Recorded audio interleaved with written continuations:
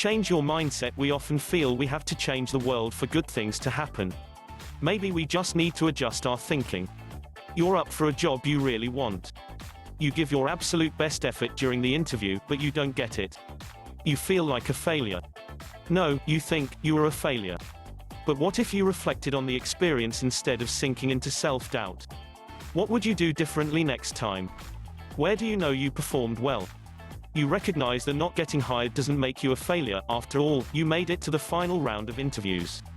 Buoyed by these insights, you find yourself confidently preparing for your next interview, armed with what you learned this time around.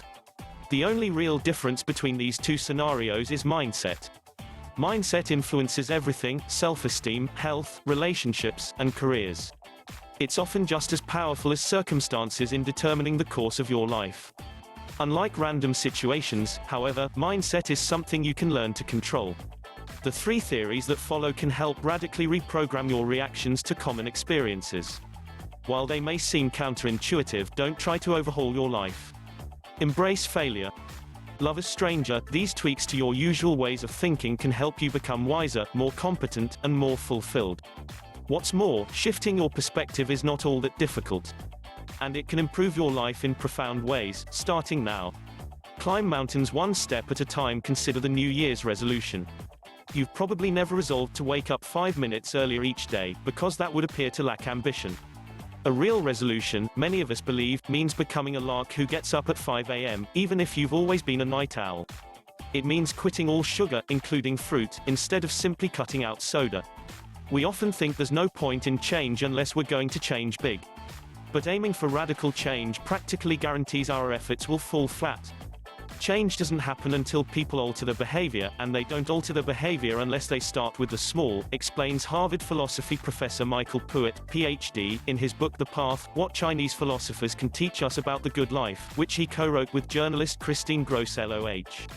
Pruitt's students often tell him they've changed their lives as a result of taking his course, which explores key principles of the Chinese philosophers Confucius, Mencius, and others. But rather than focusing on abstract philosophical queries, like what is the meaning of life? Or do we have free will, the class ponders questions like this one, from Confucius: how are you living your life on a daily basis? His students' changed lives are less dramatic, but more sustainable than you might think, says Pruitt. The changes are not of the big sort, like suddenly deciding to run off and do something radically different, he says. Something like that would probably not actually affect how they live their everyday lives. After the so-called big change, they would probably just revert to the usual ruts. Instead, a student who seldom left her desk adjusts her daily routine by taking a walk each morning and notices how this improves her depression symptoms. Another begins to consciously thank people during routine interactions and finds herself breaking the bad habits she has fallen into in her relationships with others. Or a talented basketball player takes up yoga to improve his game and discovers that it shifts his patterns on the basketball court and in other areas of his life, too. It's these seemingly small changes in their daily lives that add up to significant changes down the road. Pruitt explains. Similarly, if we want to make changes in specific relationships, it helps to start small. For example, instead of diving into a big heart-to-heart with a difficult coworker and expecting this to resolve issues and giving up on the situation if it doesn't, just start saying hello to him in the morning. Or offer to get him a cup of coffee on the next caffeine run. These small acts of kindness ease tension and build trust, so if and when you do have that heart-to-heart, it's much more likely to create positive change. Little efforts like this are so important because we can control them. The world is changing constantly. Our best plans are often laid to waste simply because circumstances shift. We get jobs. We lose them. We get sick. We get well. We don't strictly control these events, but we can influence how we experience them by attending to the details that move us forward. Just as the world is not stable, our interactions are not fixed. Pruitt writes, we don't need to move mountains to change our lives or heal our relationships.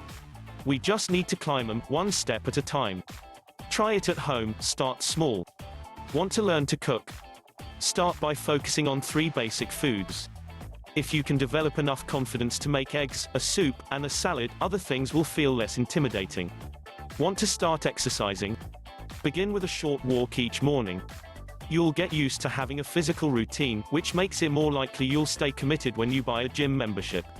Want to fix a problem with your spouse? Before you sit down for that big heart-to-heart, restore your connection and build trust with some kind gestures. You'll have fewer walls to break down when you do talk. Failure is an option. I'm just not good at languages, the young woman says, blushing, as feelings of ineptitude wash over her. I'm hopeless. There's no such thing, her Italian teacher encourages. Try again. Nearby, another student raises his hand. When the teacher nods, he launches into his own shaky Italian. Truthfully, the young woman realizes, it doesn't sound much better than hers. Yet, rather than blush and stammer, he smiles throughout, then listens without any trace of embarrassment as the teacher makes corrections. The first student felt like a failure, while the other enjoyed the challenge and didn't take his mistakes personally, or even think of them as mistakes. He saw them as learning opportunities. Again, the only difference is mindset. A similar scenario inspired Carol Dweck, Ph.D., a psychology professor at Stanford University, to investigate the virtues of failure. Conducting a test with a group of children, she noticed that some actually seemed thrilled by their mistakes. I love a challenge, one boy said. Another, Dweck notes in her book Mindset, The New Psychology of Success, was toiling away on some puzzles when he looked up with a pleased expression and said with authority, "You know, I was hoping this would be informative." At first, Dweck wondered what was wrong with them. She'd always thought of failure as something you just coped with. Then she became intrigued, which led her to explore the theory of fixed and growth mindsets. Those with fixed mindsets believe their abilities are static traits, they have a certain capacity for something and that's that. They're good at languages, or they're not. They're great athletes, or they're not. A fixed mindset makes it difficult to leave our comfort zones or take risks. We're afraid setbacks will reflect poorly on us.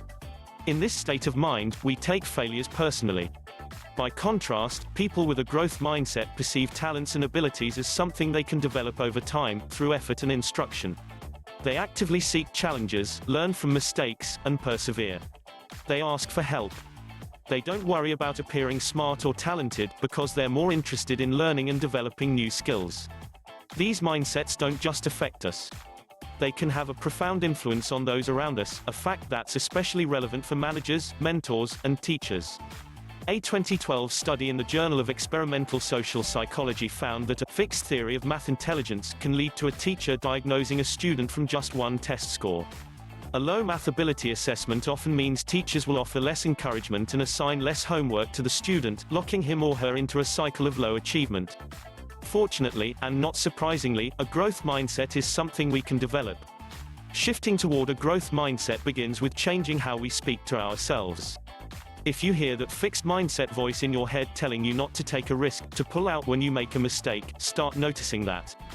Dweck advises. And then tell yourself, it's just the fixed mindset voice in your head. And start answering back with a growth mindset voice. You won't learn if you don't take the risk, and mistakes are okay. Try it at home, stretch yourself. The next time you miss the mark, the presentation bombs, the cake burns, you lose the game. Instead of using all your mental energy to berate yourself, examine what happened. Try to identify 3 things you can do differently in the future. Learn a completely new skill, one that you're not sure you can master. Focus on the learning process rather than the outcome. Even if you can't excel at this skill, what else can you gain from the experience? Whenever you're afraid to ask for help because you feel like you should know something already, ask anyway. Love is everywhere. The search for true love can, for some, be a never-ending quest. But what if someone told you that you've already found it, and it's available all the time? With anyone you happen to encounter. Love is not a category of relationships. Nor is it something out there that you can fall into or, years later, out of, explains Barbara Fredrickson, Ph.D., in her book Love 2.0. Love blossoms virtually anytime 2 or more people, even strangers, connect over a shared positive emotion. Fredrickson, who teaches in the psychology department at the University of North Carolina, Chapel Hill, calls these moments of connection, positivity resonance. This expansive, science-based approach to love offers us many chances to experience it in the course of a single day. While it's not easy to set aside the Western idea that true love must be exclusive, lasting, and intimate, we have a lot to gain by letting it go. That 90-second conversation you had with the stranger this morning while walking your dog. If there was eye contact, a sense of connection, and mutual respect, that's love. Whenever we exchange smiles or friendly gestures with strangers, or take a little extra time to have warm exchanges with people we see every day, those micro moments of positivity change us at the biological level. Princeton University neuroscientist Uri Hassan, PhD, a pioneer in neural mirroring, also known as brain coupling, examined brain scans of subjects in conversation. What he found was surprising, Fredrickson writes. Far from being isolated to one or two brain areas, really clicking with someone else appears to be a whole brain dance in a fully mirrored room.